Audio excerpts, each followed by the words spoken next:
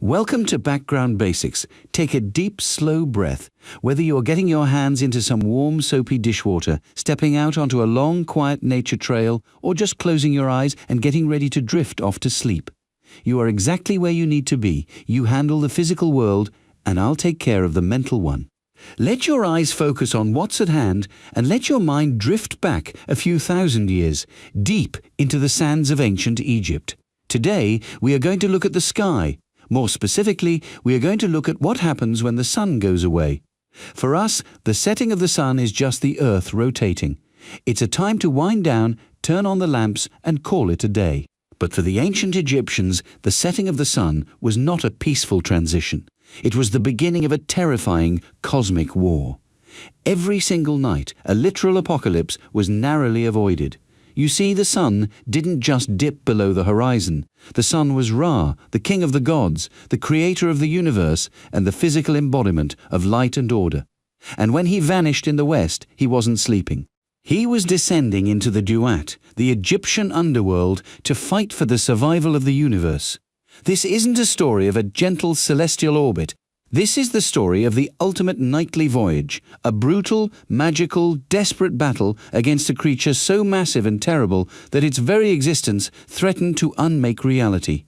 So, keep those hands moving, get comfortable, and let's journey into the dark. To understand the stakes of this nightly voyage, you have to understand the battlefield.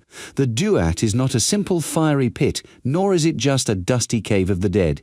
It is a sprawling, impossible landscape. Think of it as a parallel dimension layered directly beneath our own, operating on its own bizarre rules of magic and physics.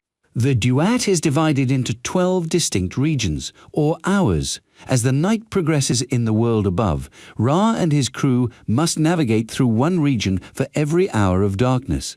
These regions are not empty. They are teeming with spirits, demons, lost souls, and terrifying guardian deities. It is a harsh, alien terrain. Imagine rivers of boiling fire instead of water, caverns of solid obsidian that stretch for miles, lakes of pure, blinding light hidden in the absolute pitch black. Separating these 12 hours are massive, imposing gates. To pass from one hour to the next, you can't just open a door. These gates are protected by heavily armed guardians, bizarre entities with the bodies of men and the heads of jackals, crocodiles, or blood-red serpents. They breathe fire, wield immense magical weapons, and speak only in riddles of ancient, forgotten languages. If a normal soul wanders to these gates, they are instantly annihilated, but when Ra approaches, he must speak the true secret names of the guardians. Only then do the massive stone doors grind open, allowing the light of the sun to pass into the next hour. This is the treacherous environment Ra must navigate. But he doesn't walk. The king of the universe travels in style on a vessel of unimaginable power. Ra travels on the Solar Barge. During the day, it is called the Manjet, the boat of millions of years, sailing across the blue sky. But when the sun sets, the boat transforms. It becomes the Mezektet, the night bark. Imagine a ship made not of wood, but of woven light, glowing reeds, and divine gold. It hums with raw magical energy. It doesn't sail on water, it glides on the conceptual currents of the underworld, hovering just above the sands and rivers of fire. But as powerful as Ra is, he is also incredibly old. In the mythology, the sun ages throughout the day. By the time evening falls, Ra is depicted as an elderly man with the head of a ram, weary, his power dimmed. He cannot survive this journey alone. Every legendary quest needs an elite crew, and Ra has assembled the ultimate pantheon to defend the ship. This isn't just a group of deities, it's a highly specialized vanguard, each with a specific role in keeping the universe intact. First, you have the navigators and spellcasters. Thoth, the god of wisdom, knowledge, and magic, stands on the deck. He is the one who knows the secret names of the gatekeepers.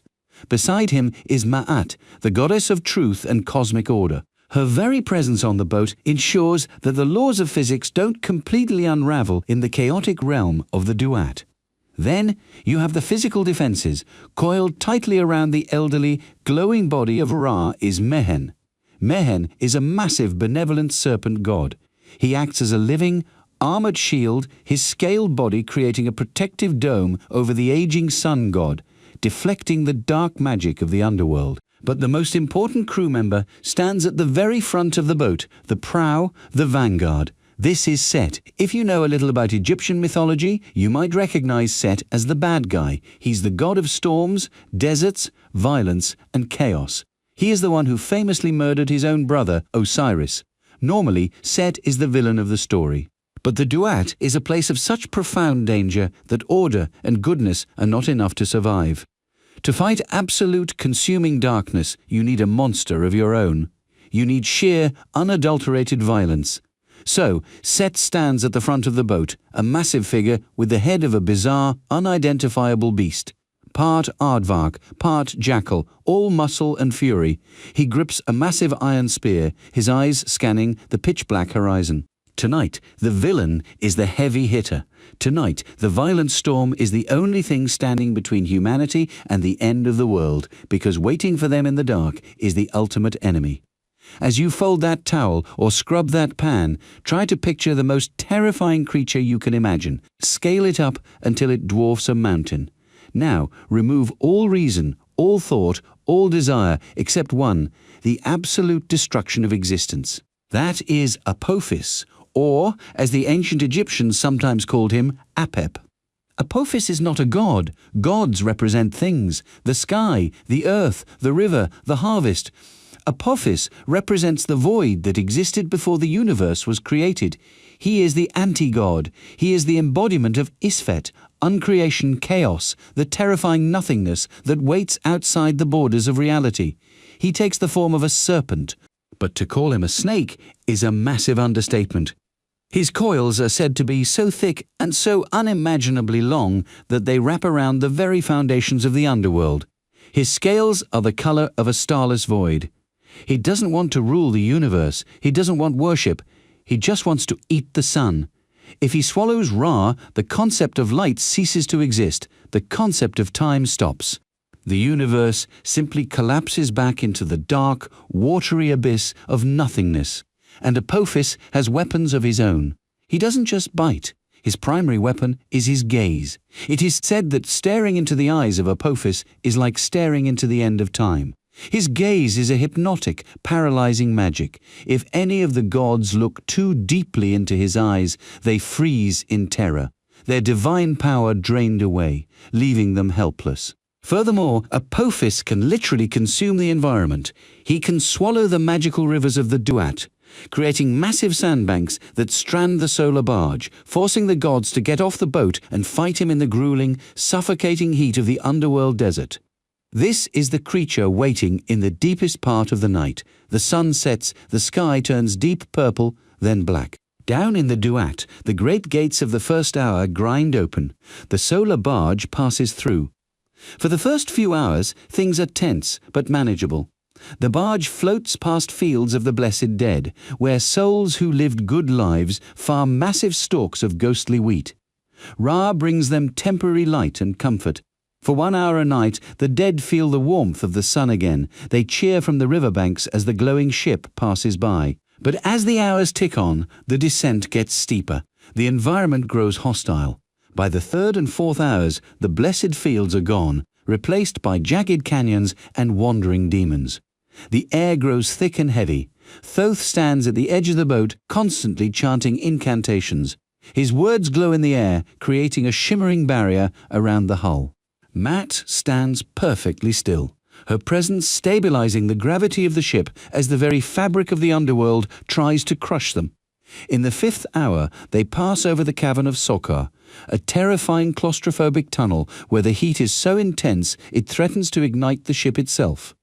By the 6th hour, midnight, they reach the absolute bottom of the underworld, the darkest, deepest trench of existence. The tension on the boat is palpable. Set tightens his grip on his massive spear. Mihen, the shield serpent, coils tighter around Ra, who is now at his weakest and most elderly. They are approaching the 7th hour. This is the hour of the sandbank. This is the hour of Apophis. 10:45, the battle of the 7th hour. The ambient hum of the Solar Barge stutters. The magical river beneath them begins to churn, draining away at an impossible speed. The glowing boat scrapes against a suddenly dry seabed of black sand, coming to a violent shuddering halt. The darkness ahead seems to solidify.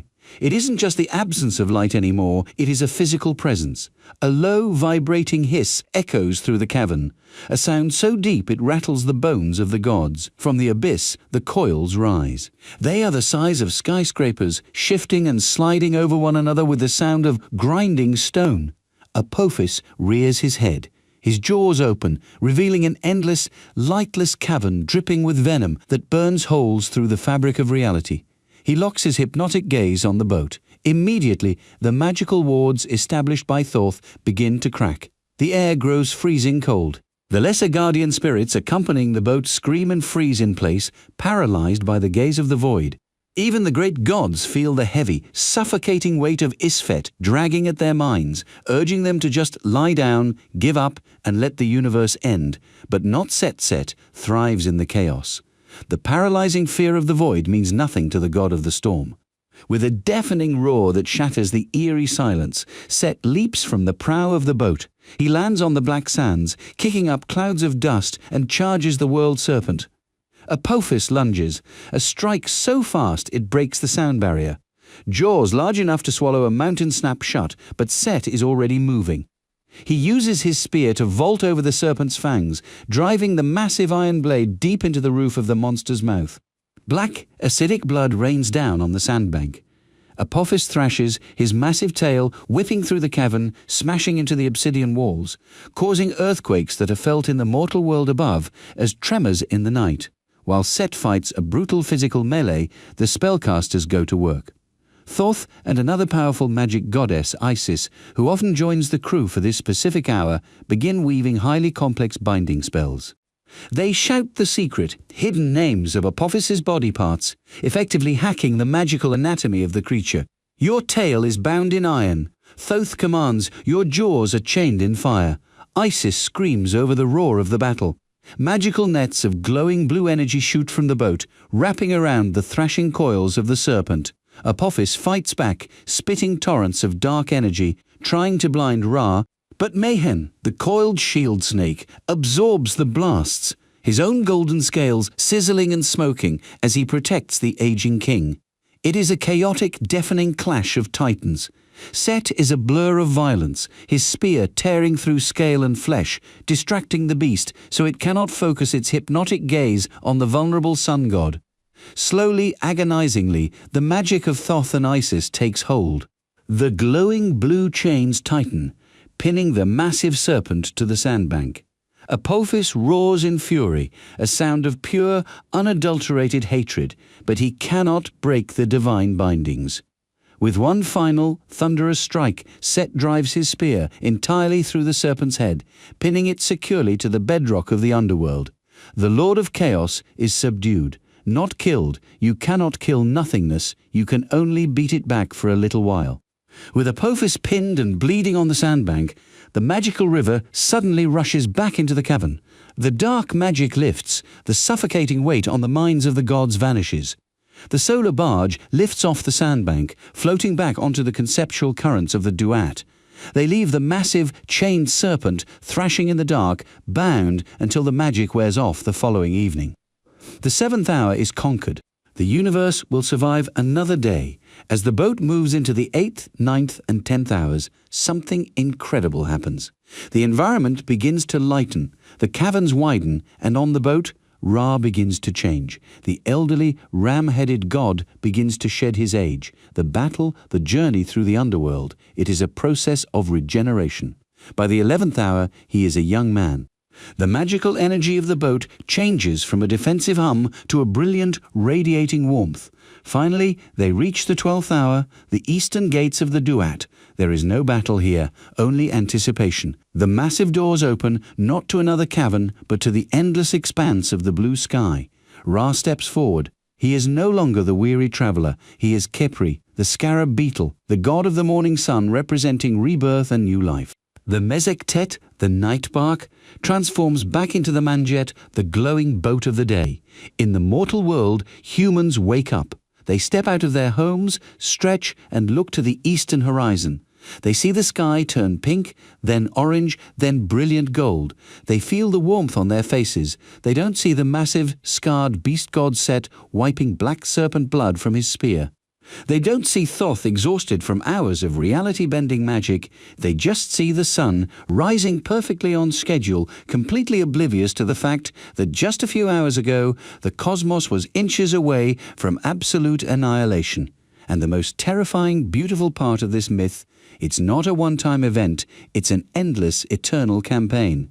The gods know that Apophis cannot be destroyed. He is a fundamental force of the universe. By the time the sun sets again tonight, the serpent will have broken his glowing chains. He will have healed from Set's spear. He will have slithered back into the dark trench of the 7th hour, waiting. And Ra knows this.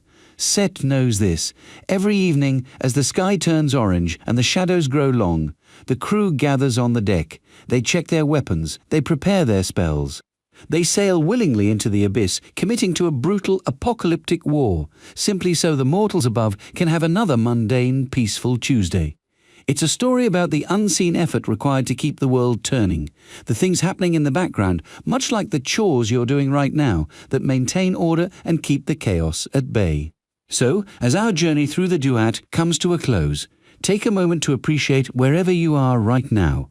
Whether you've just conquered a mountain of laundry, reached the end of a long, peaceful trail, or are finally drifting off into a well-deserved sleep, you've made it through your own daily cycle. In your own way, you've done your part to keep the chaos of the day at bay. Thank you for letting Background Basics keep you company. If you enjoyed having this slice of ancient mythology playing in the background, make sure to hit that subscribe button. We have plenty more stories, facts, and historical deep dives waiting for you the next time you need a companion for your chores, your walks, or your rest. Until next time, let your mind wander, take it easy, and maybe give a little nod to the sun tomorrow morning. It fought hard to get there.